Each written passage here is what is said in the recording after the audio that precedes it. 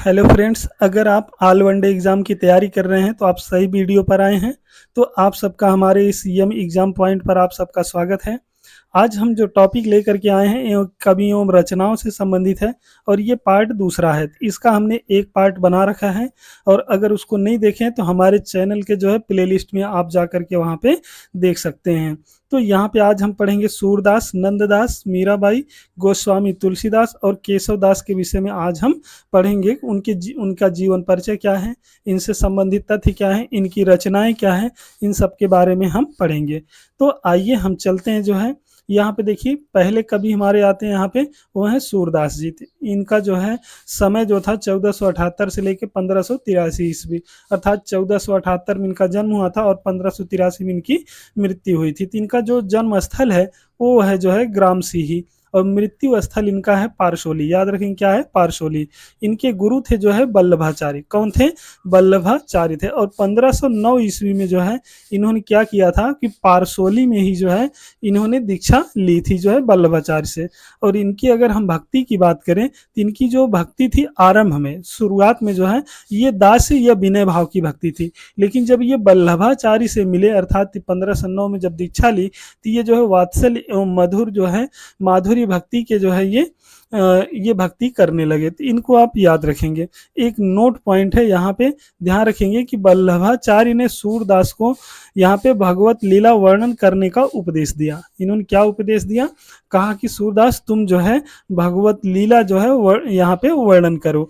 तो उसी समय जो है वल्लभाचार्य ने कहा था कि सूर है के घिघियात काहे कू है, कुछ भगवत लीला वर्णन करो। तो यहाँ पे ये पंक्ति जो है आप याद रखेंगे, ये वल्लभाचार्य के द्वारा ये उनको जो है उपदेश देने के लिए जो है ये वल्लभाचार्य ने सूरदास से कहा था। तो एक पॉइंट याद रखेंगे यहाँ पे कि ये जो सूरदास जी थे इनके जन्म का जो है यहाँ पे थोड़ा सा मतभेद है आपस में विद्वानों में। तो कुछ ऐसे विद्वान हैं जो सीही मानते हैं और कुछ ऐसे विद्वान हैं जो रुनुकता मानते हैं। तो सीही इनका सूरदास का जन्म मानने वाले हैं यहाँ पे, वो हैं डॉक्टर नगेंद्र और कौन है, गणपति चंद्र गुप्त। ये दो लोग जो है इनका सूरदास का जन्म सीही मानते हैं। लेकिन श्याम सुंदर दास, रामचंद्र शुक्ल और हजारी प्रसाद द्विवेदी इन्होंने कहा माना है, रुनुकता। इन्होंने कहा कि सूरदास का जन्म कहाँ हुआ है, रुनुकता में हुआ है। इनको ध्यान रखेंगे। आइए कुछ सूरदास से संबंधित और भी महत्वपूर्ण तथ्य देखते हैं। तो सूरदास की यहाँ उपाधियां देखते हैं, इनको उपाधियां भी दी गई हैं। तो आचार्य हजारी प्रसाद द्विवेदी ने जो है इनको क्या कहा कि सूरदास ही ब्रज भाषा के प्रथम कवि हैं। सूरदास ही क्या है, ये ब्रज भाषा के क्या हैं, ये प्रथम कवि हैं। तो एक ये पॉइंट और याद रखना कि विठल दास जो है सूरदास की मृत्यु पर कहा था कि पुष्टि मार्ग का जहाज। इन्होंने क्या कहा था कि पुष्टि मार्ग का जहाज जो है कहा जाता है। तो याद रखेंगे जो है सूरदास को क्या कहा जाता है, पुष्टि मार्ग का जहाज भी कहा जाता है। तो एक उसी समय श्लोक कहा था उन्होंने, पुष्टि मार्ग को जहाज जाते है, जाए कछ लेनो होए सो लेव। मतलब उन्होंने कहा कि ये जो है महान व्यक्ति जा रहा है, अगर किसी को कुछ ज्ञान लेना हो तो जाके ले लीजिए। तो इनको जो है उपाधि क्या क्या दी गई थी, तो आप याद रखेंगे इनको जो है उपाधियां क्या थी कि पहले सूरदास ही ब्रज भाषा के प्रथम कवि हैं आचार्य हजारी प्रसाद द्विवेदी ने, और इनको पुष्टि मार्ग का जहाज भी कहा जाता है सूरदास को, कि इनकी मृत्यु पर श्लोक भी ये कहा था, पुष्टि मार्ग को जहाज जाते हैं, जाए कछु लेना हो सो ले। याद रखेंगे इनको वात्सल रस का सम्राट भी कहा जाता है, जीवनोत्सव का कवि भी कहा जाता है, भावाधिपति भी कहा जाता है, और इनको खंजन नयन के नाम से भी जाना जाता है। तो याद रखें खंजन नयन इंपॉर्टेंट है, एग्जाम में कई बार प्रश्न पूछा गया है। तो अगर हम बात करें यहाँ पे सूरदास की रचनाओं के बारे में, तो सूरदास की अगर हम रचनाओं की बात करें तो सर्वप्रथम जो है इनका संपादन कलकत्ता में जो है 1841 ईस्वी में, कौन से समय में, 1841 ईस्वी में जो है राग कल्पद्रुम नाम से जो है इनकी सूरदास की रचनाओं का सर्वप्रथम जो है संपादन हुआ। तो किस नाम से, राग कल्प द्रुम के नाम से यहाँ पे हुआ। तो इनकी रचनाएं हैं, याद रखेंगे, सूर सागर, साहित्य लहरी, सूर सरावली, सूर पच्चीसी, सूर रामायण, सूर साठी, राधा रसिकेल। तो याद रखेंगे ये सभी किनकी रचनाएं हैं, सभी की सभी जो है सूरदास की रचनाएं हैं यहाँ पे। तो आइए हम आगे चलते हैं, अगले कवि के बारे में देखते हैं। यहाँ पे आते हैं नंददास। कौन आते हैं? नंददास। इनका समय था 1533 से 1583 ईस्वी। 1533 में जन्म और 1583 ईस्वी में नंददास की मृत्यु। तो इनका जन्म स्थल था ग्राम सोरो, उत्तर प्रदेश में। इनके गुरु का नाम था विठलनाथ। याद रखेंगे।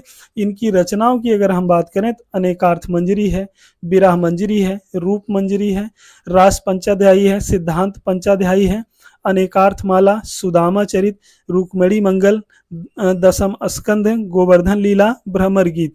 ये सभी के सभी क्या हैं? ये सभी जो है इनकी रचनाएं हैं। याद रखेंगे।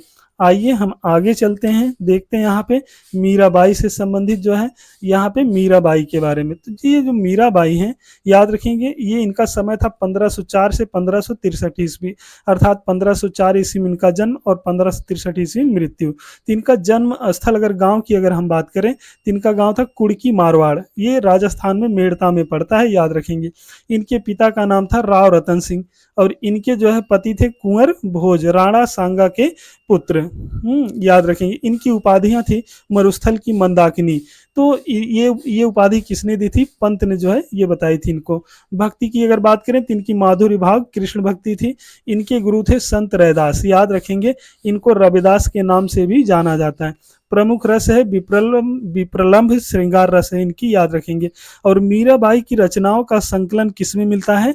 उनकी जो है यहाँ पे पदावली में उपलब्ध है। इनकी रचनाएं हैं गीत गोविंद की टीका, नरसिंह जी का मायरा, यहाँ पे राग सोर था, मलार राग, सत्यभामानुसरण, मीराबाई की गर्भी, मीरा की गर्भी, रुक्मणी मंगल। ये सभी की सभी जो है यहाँ पे याद रखेंगे।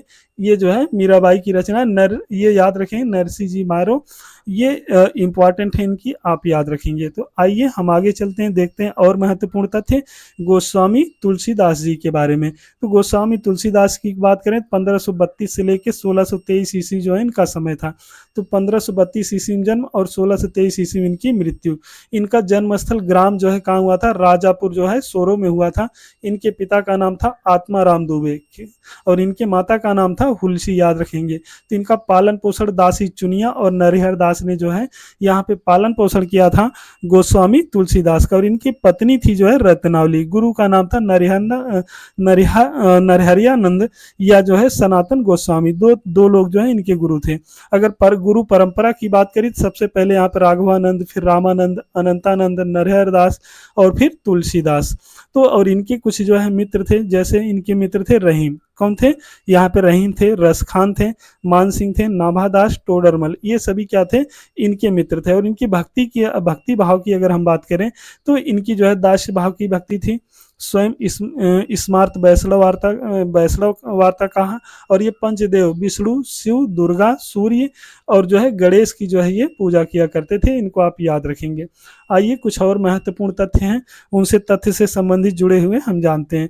इनकी अगर उपाधियों की बात करें तो इनको कलिकाल का वाल्मीकि कहा जाता है। तो किसने कहा है? नाभादास ने कहा है। याद रखेंगे। भक्ति काल का सुमेरु, ये भी नाभादास ने ही कहा है। मुगल काल का सबसे महान व्यक्ति, याद रखेंगे, विंसेंट स्मिथ ने कहा है।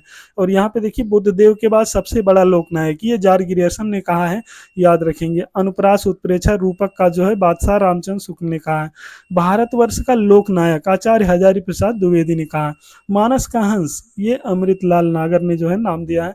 याद रखें। हिंदी काव्य गगन का सूर्य जो है ये रामचंद्र शुक्ल ने यहाँ पे कहा है। अच्छे से आप याद रखेंगे इनको। आइए, ये तो थी इनकी उपाधियां। आइए हम आगे चलते हैं इनकी रचनाओं के बारे में। इनकी अगर हम रचनाओं की अगर हम बात करें यहाँ पे तो इनकी रचनाएं बैराग्य संदीपनी, ये प्रथम रचना है। याद रखेंगे। रामलला नौछू, रामचरितमानस, कृष्ण गीतावली, विनय पत्रिका, दोहावली, बरवे रामायण, रामाज्ञा प्रश्न, जानकी मंगल, पार्वती मंगल, राम गीतावली, कवितावली। ये कवितावली याद रखेंगे। इस कवितावली को, कवितावली हनुमान बाहुक रचना है और इनकी ये अंतिम रचना है। प्रथम रचना बैराग्य संदीपनी है। याद रखेंगे। अगर हम ये रामचरितमानस की बात करें तो इंपॉर्टेंट ये यहाँ से प्रश्न पूछा जाता है। तो ये इन्होंने अवधी भाषा में लिखा था। याद रखेंगे। इसका रचना वर्ष 1574 ईस्वी है और इसमें इसकी रचना करने में 2 वर्ष 7 माह 26 दिन लगे थे। इसमें कुल 7 कांड हैं। तो पहला है बाल कांड, दूसरा अयोध्या कांड, तीसरा अरण्य कांड, चौथा किष्किंधा कांड, पांचवा सुंदर कांड, छठा है लंका कांड और सातवां है उत्तरकांड। याद रखेंगे इन्होंने छठवां जो लंका कांड कहा है गोस्वामी तुलसीदास जी ने, वहीं पर जो है महर्षि वाल्मीकि ने इस छठवें नंबर को जो है युद्ध कांड कहा है। याद रखेंगे आप लोग, उन्होंने क्या कहा है, युद्ध कांड कहा है। तो याद रखेंगे ये सब इनकी जो है रचनाएं हैं। अगर हम इनकी रचनाओं की बात करें गोस्वामी तुलसीदास की, तो ये भाषा के आधार पे इंपॉर्टेंट है। तो देखिए ब्रज भाषा में जो है इनकी कौन सी रचनाएं हैं, बैरागी संदीपनी है, कृष्ण गीतावली है, दोहावली है, विनय पत्रिका है, कवितावली है। रामचरितमानस ये अवधि में है, तो अवधि रचनाएं रामचरितमानस, रामाज्ञा प्रश्न, जानकी मंगल, पार्वती मंगल, वरवे रामायण, और ये मुक्तक काव्य में रामलला नौछू है, जानकी मंगल है, पार्वती मंगल, रामचरितमानस। याद रखिए मुक्तक काव्य के रूप में भी ये जाने जाते हैं। गीत काव्य इनके कौन कौन से हैं, विनय पत्रिका है, गीतावली है, याद रखेंगे कृष्ण गीतावली। तो ये याद रखेंगे विनय पत्रिका इनकी बहुत बार ये इंपॉर्टेंट है, ये रचना पूछी गई है। तो विनय पत्रिका किसकी रचना है, गोस्वामी तुलसीदास जी की। रामचरितमानस किसकी, तुलसीदास जी की, इंपॉर्टेंट है, याद रखेंगे। आइए हम केशव दास के बारे में देखते हैं। 1555 से लेके 1617 ईस्वी, तो 1555 में जन्म और 1617 ईस्वी में केशव दास जी की मृत्यु थी। इनके पिता का नाम था काशीनाथ मिश्र। क्या नाम था, काशीनाथ मिश्र था। और इनका उपनाम था वेदांती मिश्र। याद रखिए ये इंपॉर्टेंट है, इनका उपनाम पूछा जाता है वेदांती यहाँ पे वेदांती मिश्र। और इनकी उपाधि थी, इनको कोर्ट का कवि कहा जाता है। डायरेक्ट प्रश्न आता है कोर्ट का कवि किसे कहा जाता है, तो याद रखेंगे केशव दास को कहा जाता है। इनमें विशेष बातें देखें, कठिन काव्य का प्रेत आचार्य रामचंद्र शुक्ल ने कहा था, रीतिकाल का प्रवर्तक श्याम सुंदर दास ने कहा, संस्कृति का क्लासिकल कवि बच्चन सिंह ने कहा, और हिंदी के प्रथम अलंकारवादी कवि के रूप में भी केशवदास जी को जाना जाता है। याद रखेंगे। नोट इंपॉर्टेंट है, छंदों का अजायब घर। ठीक है, तो इनकी जो एक रचना है ये है रामचंद्रिका। याद रखेंगे रामचंद्रिका को जो है क्या कहा जाता है, इनको छंदों का अजायब घर के नाम से जाना जाता है। इनकी रचनाओं की बात करें तो रसिक प्रिया, कवि प्रिया, रतन बावनी, वीर सिंह देवचरित, विज्ञान गीत, जहांगीर जसचंद्रिका। तो याद रखेंगे कवि प्रिया, रसिक प्रिया, रतन बावनी, विज्ञान गीत, ये इंपॉर्टेंट रचना है। रामचंद्रिका भी इंपॉर्टेंट क्योंकि ये छंदों का अजायब घर है। तो ये एग्जाम में पूछे जाते हैं, आप अच्छे से याद रखेंगे। आइए हम आगे चलते हैं, कुछ और महत्वपूर्ण चीज़ देखते हैं यहाँ पे। तो यहाँ पे ध्यान से देखिए, ये जो है हमारा व्हाट्सअप नंबर है। अगर आपको कुछ पूछना है तो इस पे आप मैसेज कर सकते हैं। अगर इसकी आपको पीडीएफ चाहिए तो आप ज़रूर ज़रूर जो है हमको बताइएगा कि कमेंट में कि हमको ये पीडीएफ चाहिए, तो हम आपको उपलब्ध करा देंगे। हमारी वीडियो अच्छी लगी हो तो लाइक कर दीजिएगा, हमारी वीडियो को शेयर कर दीजिएगा, और कमेंट में ज़रूर बताइएगा हमको कि वीडियो हमारी कैसी लगी।